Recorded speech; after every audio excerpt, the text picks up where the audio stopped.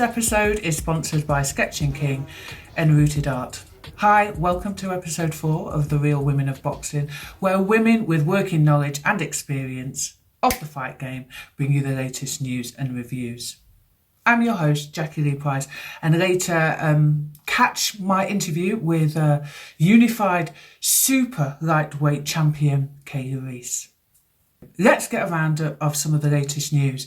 Usyk announced he has permission to leave the Ukraine to train, and the AJ Usyk fight has been confirmed. I just wonder whether Usyk will be ready for June, mentally or physically, but we'll just have to wait and see, I guess. A good British clash is set for Joshua Buatsi and Craig Spider Richards in the lightweight division in May. This is the one that everyone has been waiting for. There is drama over the White Fury fight. It appears, allegedly, that there are some, let's say, discrepancies over what is and isn't in the contracts. These need to be ironed out, and everyone's had a lot to say, but Eddie Hearn described it as a real mess and that it was bad for business. But he still is very, very confident that the fight will go ahead. Last weekend, there were 3 major cards that didn't disappoint. Josh Warrington versus Kiko Martinez. The challenger, Josh Warrington, he came out with some serious intention to snatch that IBF belt. There was literally no feeling out. It was just pure pressure. Martinez was covering up well. He seemed to have no answers in the beginning, and he got dropped in the first. Kiko's eyes opened up early from a head clash, and it was really troubling him throughout the fight. And in fact, both eyes ended up getting a quite nasty cuts. Warrington was as strong as an ox. When he's in mid-range, he creates that little step gap so he doesn't smother his work, and it's just gorgeous. At points, Martinez was taking the centre of the ring, but I felt Martinez it just lacked punching power, and I don't mean that as a disrespect, but it was just quite obvious that at times the frustration that was like etched on his face.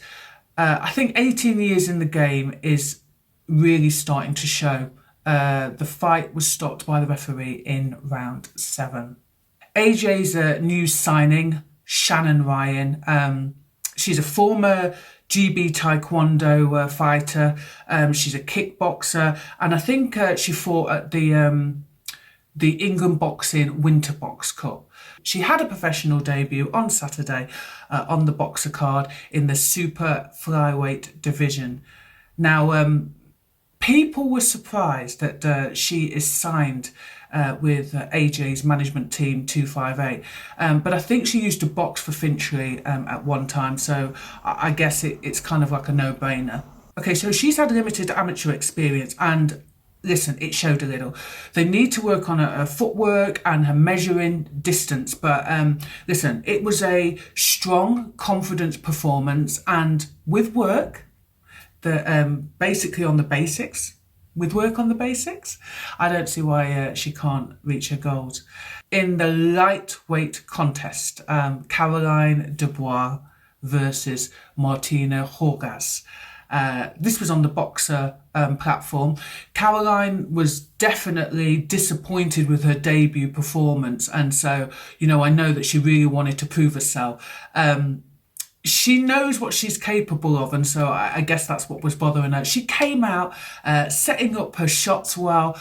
Hingis was kind of choosing to cover up and not engage, so it was quite difficult for Caroline to open her up, but there was some massive solid shots going in, and I think the shot that finished the fight in 49 seconds was a chopping body shot, and Caroline takes the win by KO. Did I see any changes? Yep.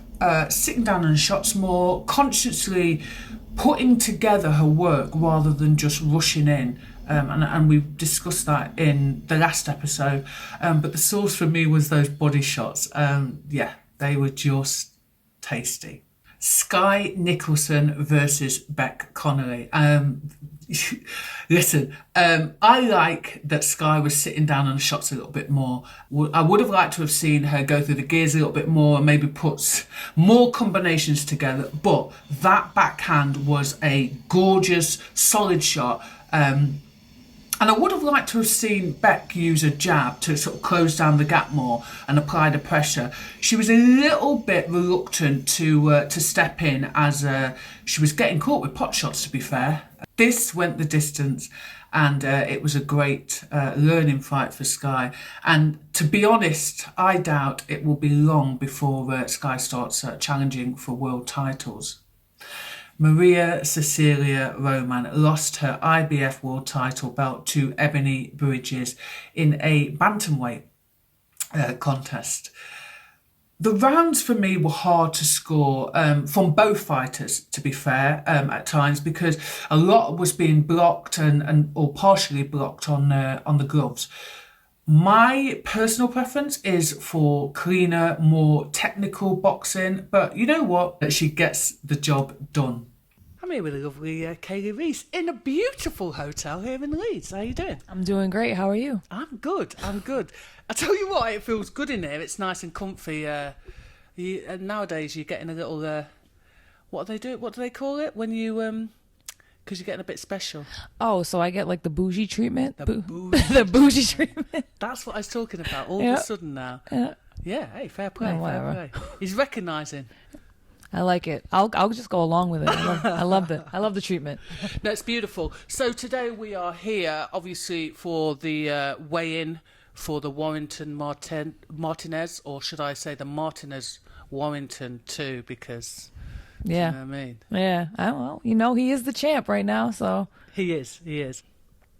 Unified super lightweight champion, boxer, activist, actress, coach, and all-round fucking badass. Well, thank you. My badass is shining very bright today. No, it's good to see you. It's good to see you back in Leeds, enjoying... the British weather, it's sunny, actually. Yeah, it's actually warmer here than it is back at home because it's like kind of cold as, spring's trying to bust through, but it was really nice. It's been really nice all week here. So listen, you are here, like I say, for the Martinez Warrington 2. Let's get the business out of the way, the sort of the fight business. Because the last time we saw you were out against Jessica Kamara. You beat her behind to take those belts. You're in the mix to be undisputed, and then we've not really heard anything, have we, about your fight against Chantel Cameron? Can you shed any light on that? Absolutely. First I just want to say that fight against Jessica Kamara was like, I am so happy that we had an epic fight and she was involved in it, because now the world can get to know her. She's such a great fighter, a great person, and I'm glad that if I had to go to war, it was with her. That was like Gotti Ward female version. It was insane. I had to dig down deep, deeper than I ever had to dig to get anything. Like, I don't even know where I got that from, but I'm glad I know I can. I just don't want to go there again. So the date, we never really had a date set, but it was supposed to be February, March, maybe April. But right now I'm dealing with a bunch of personal health issues that kind of caught up with me, and I've, from a majority of my career, I've been dealing with, but have always put boxing first. Have always put my career first. I've always put trying to fight my way to my position I'm in now. And now I have to take a minute, step back, and really take care of my health as a woman and just as a human. And of course, I would not want anything less than 100% from myself. I wouldn't expect anything less from Cameron. I don't want to disrespect boxing like that. I don't want to disrespect myself, nor do I want to disrespect Chantel and not having my 100%. And last year was pretty brutal on my body, mind, and just traveling and working, and I wasn't 100% in either of those fights, not the IBO or the last fight, taking nothing away from Jessica, but I know now. I thought it was something else, but it's something that's very prevalent, and I have to just take care of it, and I actually have the opportunity to do so I have to. So once I get cleared and once everything's good, that fight's going to happen. It just maybe not going to happen as soon as we want it to. So I know Chantel's like chomping at the bit right now. I know she wants to stay busy, and I commend her for that, and I know she will stay busy. So when it's time for us to face each other, we will. It's difficult, isn't it? Because you get the opportunities, but then sometimes you've got to just take a step back and look after yourself, don't you? Yeah, and I haven't been able to. I've always said, oh, no, I'll just deal with it later. I've always taken the opportunities. Even when I fought for the IBO, I should have not taken that fight due to my health, but I didn't want to risk not having the opportunity present itself, and I knew we were talking about this tournament, so I didn't want myself be the reason why it didn't happen. And there was already a fight on the card that fell out. There was actually 2, so I just, kept to myself and did what I had to do to win. And then the same thing with Jessica. I know I should have never fought. I was maybe at 50% in that fight, and I had to dig deep, and I'm glad I was able to, because I was literally ready to die up in there. I was like, you know what? I'm just not going to stop, and I'm going to do what I have to do to win. So unfortunately, but fortunately, I'm able to take a position now where I have to take care of my health right now. So we'll see when it happens. Well, I wish you all the best with that. That's the first thing. Listen, we'll see you back in the ring soon. Hell yeah. And putting down some beats. Yeah, absolutely. Beats. No Dr. kick-off. Dre. No Dr. Dre beats. Kicking down some people. Absolutely. Metaphorically, of course. Sky Nicholson.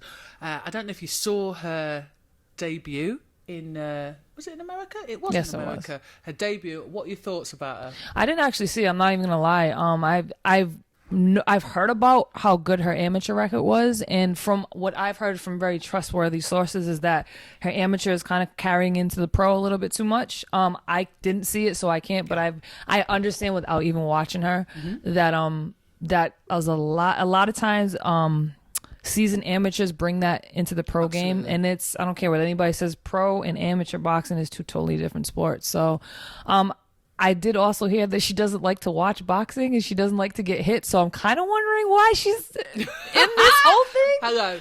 Listen, I hate being on screen, and look at me now. Yeah, I know, this is true. So when I hear that, it kind of baffles me, because I've taken a little break from watching boxing just because of my situation right now, but I love boxing. That's why I do it. If it ever becomes a job, that's when I hang them up. So I don't know, she's really young. She's very marketable, and hopefully she just gets used to the pros, and we'll see what happens. I want to see this fight though, because now I want to see if what people said were actually true. what I will say in her defence is it takes so long. I think she's been boxing as an amateur since she was about, 10. Maybe, don't quote me on that. But it's so difficult to unlearn what you've learned.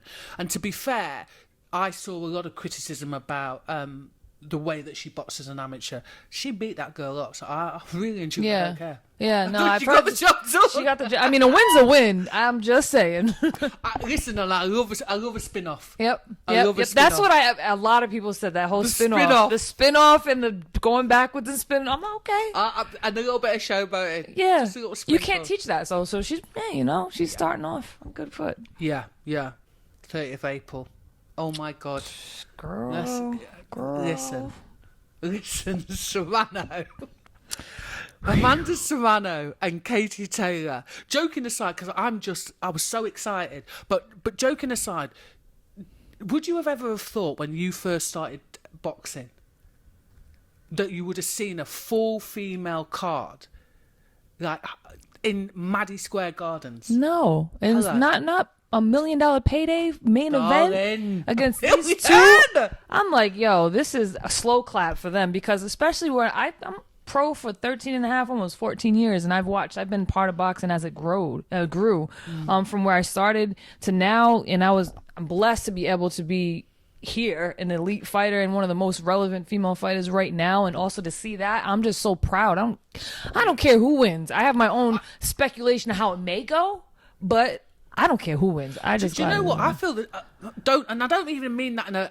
I really like both of them. I've been following Katie obviously longer, but I just think in terms of female boxing, I'm literally so excited. Me too, definitely. I usually, like, if there's two fighters that I see, I usually have, I favor maybe one or the other. Maybe it's logical boxing thinking, or maybe because I have personal ties. But this one, I'm like, I really don't care who wins. I just know it's going to be a crazy fight. It's going to be, and it's not just, oh, wait, great, it's 2 females headline. No, it's 2 great fighters on the main event in Madison Square Garden. That's crazy. Be licks dished out. Oh, man. Licks is getting dished. Yeah. But okay, what I will say is I was at the press conference, and I thought it was quite clever of Serrano dropping in the 12 threes. What did you think to that? I think that was clever. However, I'm going to stick by what I said before. I think we should start off with 12 2-minute rounds. And then eventually, maybe once they start paying us regularly, like they're paying them right now, which I'm so grateful for, because that's, you're paving the way.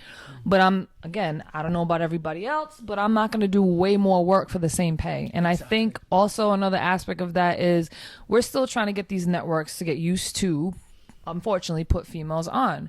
If you do 12 threes, it's a longer fight. Therefore, they may only be 1 female fight, if any, on a card, especially if they're title fights. So, and if it's a bad female fight, with this, you're usually not, it's shorter. So if you add 3 minutes, it's going to be a longer fight. So start with the 2s. I don't think any undisputed or any world title should be 10 rounds, period. Add the 2 rounds. You'll see more stoppages, maybe more knockouts. And I think people can accept it more, even the ones that still think that women, it's boxing, it's not the same thing. No, it's, a punch is a punch, a punch. I don't care who's throwing it. So start with the 12 2s, and then eventually let's get to the 12 3s when we get paid the same. Yeah. I think we've always agreed on that, haven't we? Yeah, I think so. So you've literally had the craziest, year and a half? Yeah. Yep. So for those that don't know, like I said at the beginning, you are an actress as well. Oh my God. So you've just been in, or your film has just been released, Catch the Fair One. Yes. First time on the red carpet. So here we go. Red carpet, which do you prefer? Red carpet or world title ring walk? Ring walk, man. The world title ring walk. I love it. I love it. However, being on the, at the Spirit Indie Awards, it was just something totally different, but the same feeling. I mean, it was probably a little bit more nerve-wracking, number 1, because it's a new world. Number 2, it was like showing up to a world title fight and not knowing if you were going to fight or not. Because then I'm sitting there like, oh shit, what if I do win? Oh, damn. Then I got, oh God, I gotta talk to people? Shit. Yeah, so I mean, it was a great experience. I was rubbing elbows with all kinds of people, and it was great. But I love the fight. But I'm falling in love with this industry as well. So I mean, it's a good merge into. But wow, that was crazy.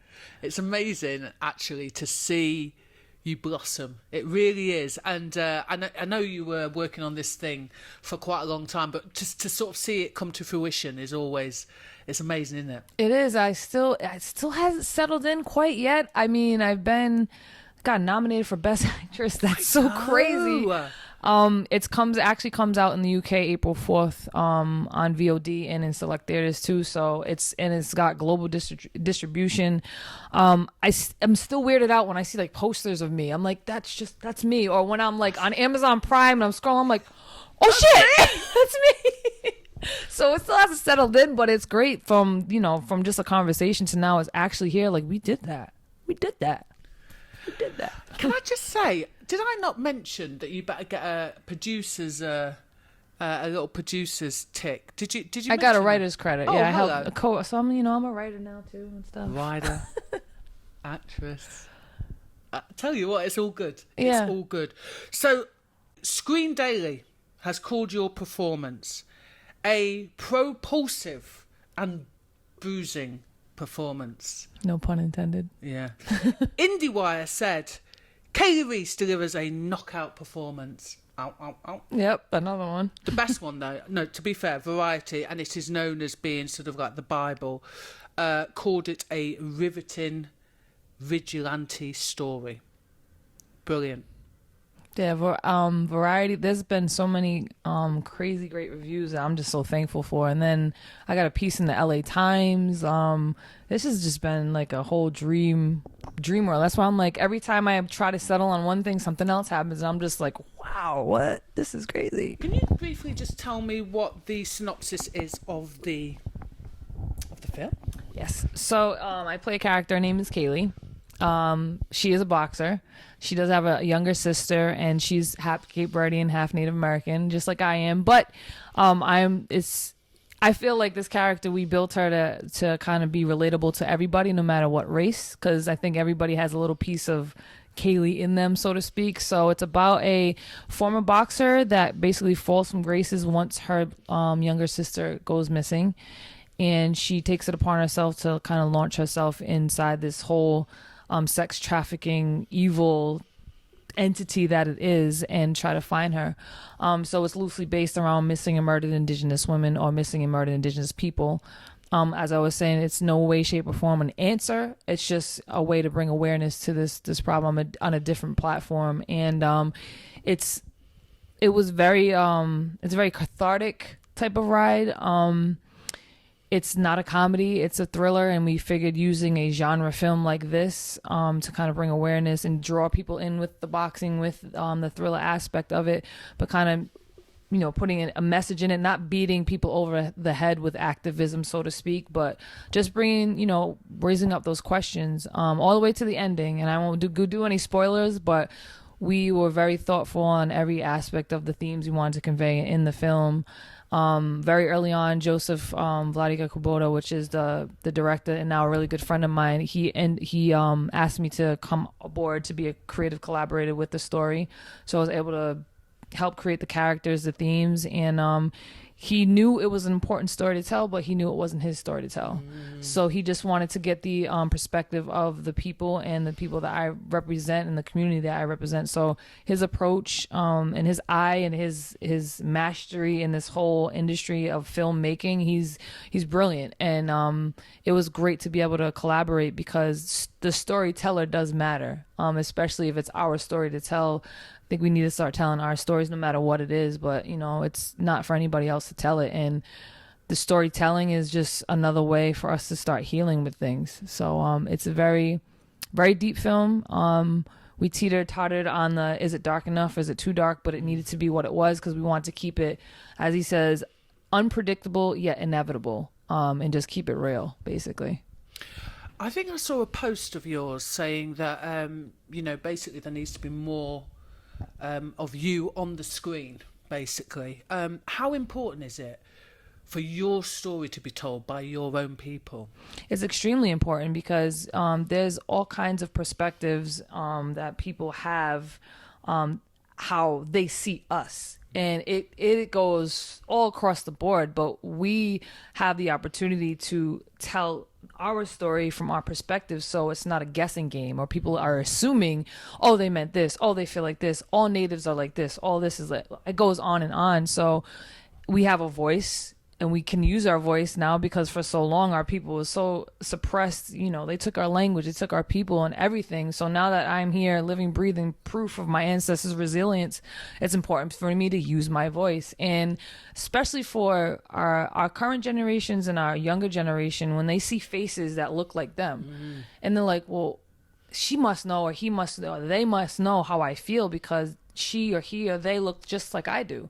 And I think it's really important because I never seen anybody that looks like me on film. All the native films or period films. Like, shout out to Reservation Dogs for the new series because it's a modern take on natives. Like, we're real people. We do real things. We don't live in the past. We're really here. So it was just amazing to see. And I think we need more faces because, 100 years from now, everybody gonna look like this. Freckles, weird looking, curly straight hair. So I think it's really important, especially for our kids right now. There's so much pressure on the internet, on social media for us all to look and be a certain way.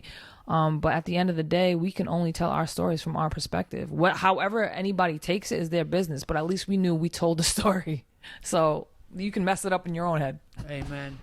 I remember saying to you that I felt that boxing was just a vehicle for something bigger. Do you think now that that's the case? Because obviously you've been able to get your story out there via the vessel of film, and boxing's allowed you to, be on that big stage and to fight for your own people. Do you think that ultimately has been your what you're here to do? Absolutely. I mean, boxing is funny because I call him my dad, my pop. He's Roland Estrada, Jason Estrada's father. He's known me since I was a kid, and he always said, boxing is just a platform. It's gonna launch you into something else. He said when I was like 14, you're gonna be in movies. You're gonna be in movies. So I'm like, yeah, whatever. But boxing has given me so many opportunities. It's taken a lot from me, but it's closed other doors to open a lot more doors. And we all know my career has been, my boxing career has been very interesting, but I would never change it. I would never change it. You just said politely.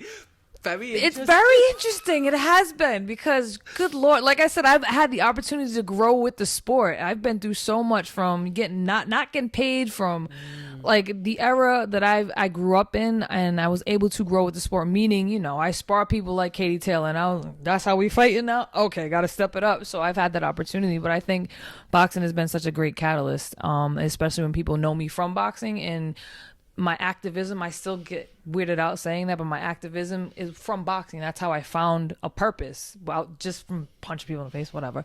But it's a purpose. So the parallels between boxing, because boxing is an entertainment business, and I think I'm so blessed to be in a position to merge boxing into the entertainment business without, it's not going to be like, all right, so how do we do this? It's kind of like a smooth transition.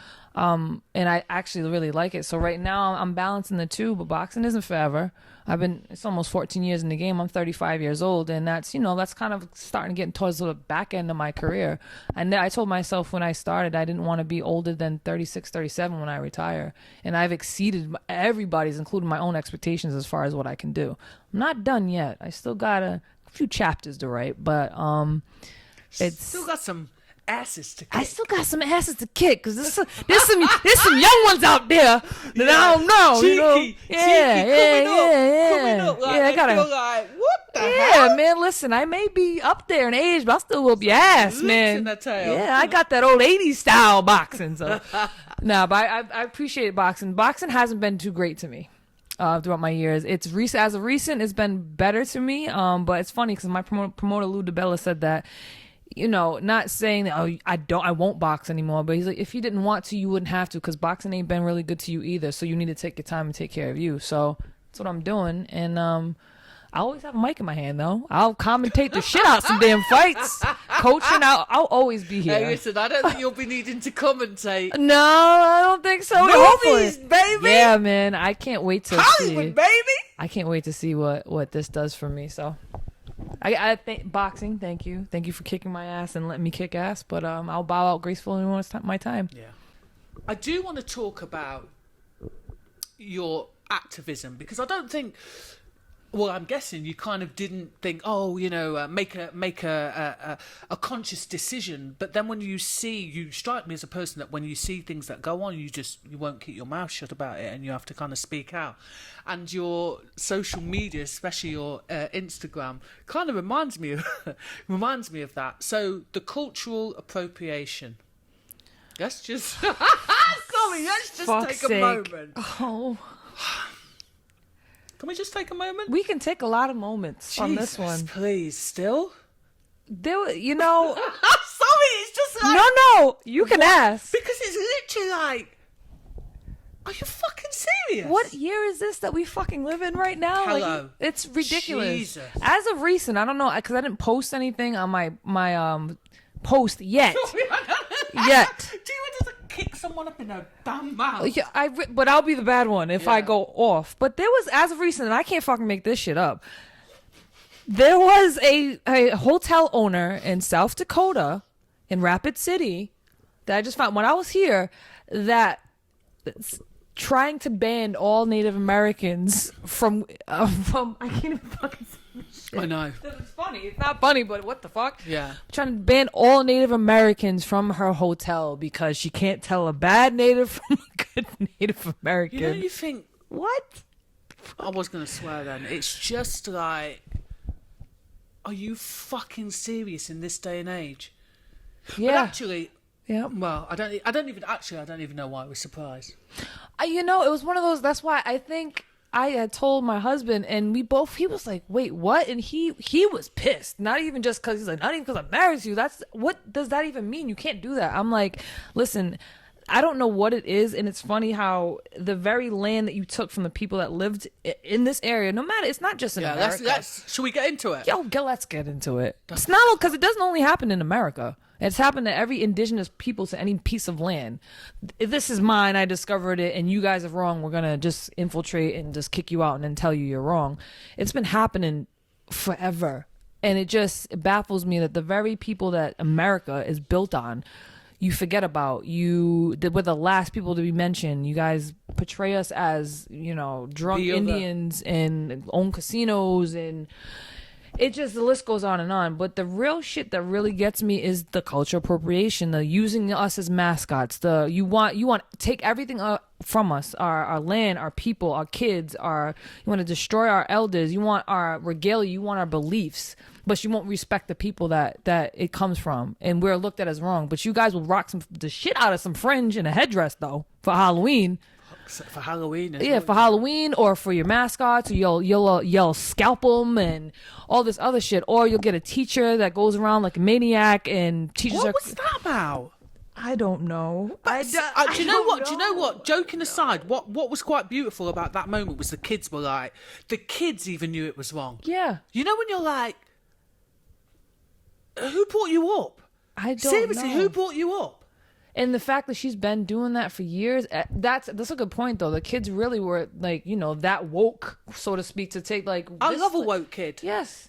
And these kids, as mean and sensitive that these kids can be nowadays, they're woke too. And I say kids like I'm like 100 years old, but it's just a new generation. I couldn't even imagine being a kid right now. But man. They're not playing though, these children now. No. So what I wanted to say was, what would you say to the people that go, they roll their eyes and they go, oh, she's always banging on about, can't you get over it? We get over it if y'all would have some accountability. That's honestly, speaking from my perspective, I don't, because I'm a real person. I'm not going to go around and be hypersensitive to everything. However, not being hypersensitive to everything is almost like contradicting what I believe in as well. So because I have the stage and I have a voice for the voiceless, that's why I'm so vocal about it, is because a lot of our elders weren't able to speak about it, and it made everything so taboo. Mm-hmm. And the reason why there's a lot of alcoholism and gambling and addiction and domestic abuse is because a lot of these feelings and this trauma is so suppressed, because that's just how our people were taught to be and how to live. And even myself going through all kinds of things as a kid, like just I'm sorry for existing, like even in my body language as I was a kid, it's just taught in genetics. It wasn't even verbally taught, but it's just how you feel. So the accountability of just recognizing the problem, paying respect to it, and then moving on from it, telling our stories, being able to share things, being these residential schools, it's just, the list goes on and on. But the fact that you try to act like nothing happened, I think that's more of a slap in the face. And yes, this happened. It wasn't me. It was maybe my ancestors, my grandfathers, or whatever. I don't go around saying I hate white people. I mean, because there's there's evil people no matter what race you are. 100%. I don't hate I don't hate anybody. I don't like even saying that word. But the accountability of it and the respect is huge. And that's just we can't get over anything that keeps happening in different ways. The genocide still happens. It's just a 2022 genocide. You want to kick Native Americans out of your hotel because you can't tell the difference. Like, that's just crazy to me. So the accountability and just having accountability for it on behalf of maybe a group of people, you don't have to think from, General Custer, you know what I mean? But it's acting like nothing happens. And again, I go back to cultural appropriation. Everything that we represent, but you don't want to respect the people it comes from. That's all we ask, really. It's not much, is it? No, I wouldn't think so. But apparently it's way too much, because it still hasn't happened. Yeah. I'm imagining you're a bit of a hero because weren't you inducted into, is it? Oh, yeah, I was too. Talk to me about that. It's funny because I didn't even think what it's called. What is it called? The Native North American Indigenous Athletic Hall of Fame. Hello. How are you? Darling. Oh, my... Yeah. It just keeps happening. That magic. Yeah, I don't know. I'm just here. And I got the key to the city that I grew up in, too. That's the other thing, the key to the city. I was did. Like, do you know what? It made me laugh because I was thinking, is there anything else that's this girl can get? In 1 year? I post stuff. I'm like, I know so many people like, what the really, Kate? Congratulations. Can I just ask though, what is that? What does that really mean? Because I don't think we have an equivalent here. I don't think so. No, so it's the equivalent. I can't even say the word right now, but it's the same as any other Hall of Fame. It's the entire North America, which is the U.S., Indigenous, which is Indigenous and Native American people, Hall of Fame for athletics is just as good as any other one. I personally didn't even hear or knew that we had one, so I was very excited to hear that and how long it has been going on. And I got an email one day asking me questions because this person wanted to nominate me, so I did some research. I was like, I didn't even know we had one, and that's awesome to me because the very people. It for you. I mean, that's great. It's cool. You know, it's a lot. It means a lot to me personally because I know I've said this before, but the most racism I've ever faced was from other natives. It's never it wasn't from other races. It was from other natives.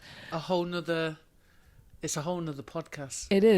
It is, but it just, to me, that means a hell of a lot because it's like, now I get accepted. However people want to accept me, it's great, but now I got accepted, but I have a whole tribe. I got a whole like group of people that if you accept me, now you got to accept my people kind of a thing. So the respect aspect, and I think it's just opening a lot of doors, not just for me. I don't do it just for me, but for our people to kind of be, because we're good athletes, because we're good actors, not because we're just native and you need to check a box, but no, because we're good enough, and we've always been good enough. We exceeded to be good enough.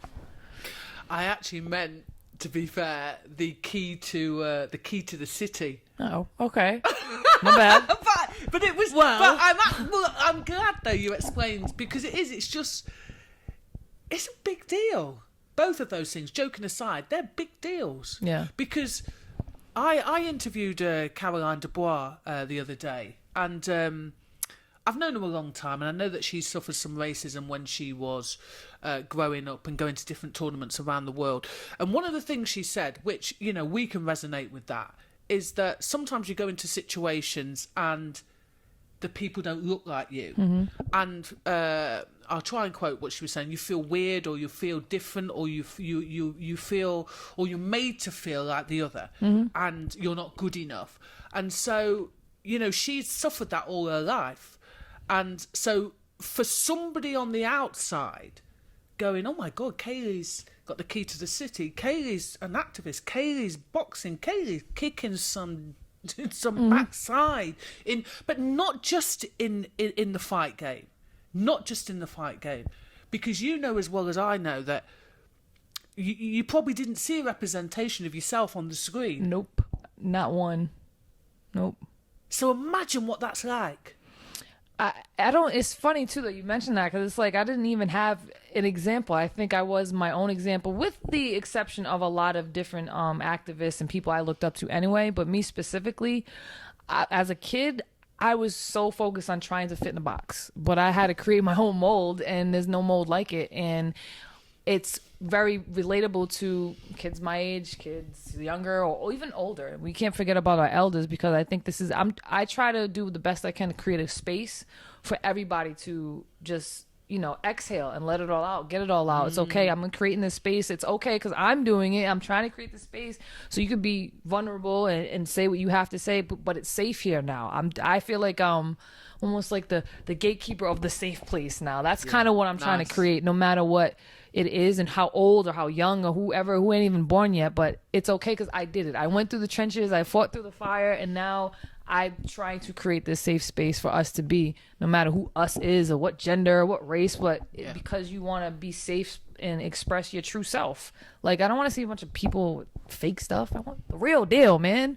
So I've got to say, just really quickly, because what I absolutely love about you is, so I hope you don't mind me mentioning you got married. I did. Yes, I did. I got a new hubby, got a new husband, married life, 4 months, 4 months almost. Wifey. Yes. So what I wanted to say about that is I love the fact that you just did you.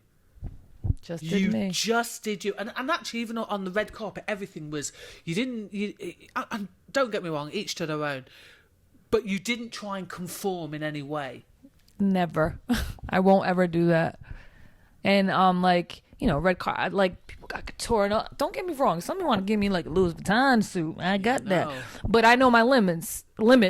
Like, for example, I ain't ever gonna wear heels. I'm gonna just let you know that right now because I can't walk in them. Feel stupid. That's not me. So I will wear combat boots or Vans or whatever I have to wear and kind of do me, but in a presentable way. And I've always done me, and that's something that I wasn't always comfortable with, even though, because I'm like, I know I'm different, oh my God, but now I'm like, different is amazing. It's not just great, it's amazing. I don't want to look like everybody else. I know I don't look like everybody else. I don't want to have the same butt and stomach and all this other stuff. Don't get me wrong, do you? If that makes you happy, 100%. that makes you happy, 100%. More power to you. I like to see the genuine happiness from people doing them.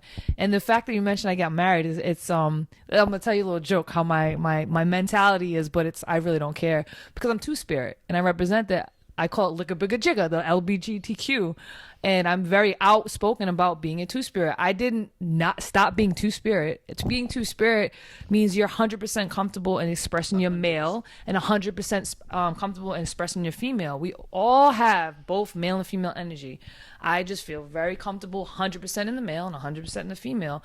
I see souls. I don't see human bodies. Obviously, if you're attractive, it helps. And my mental felt more comfortable with females because they weren't threatened when I was 100% in my male, like males were, and it was a problem.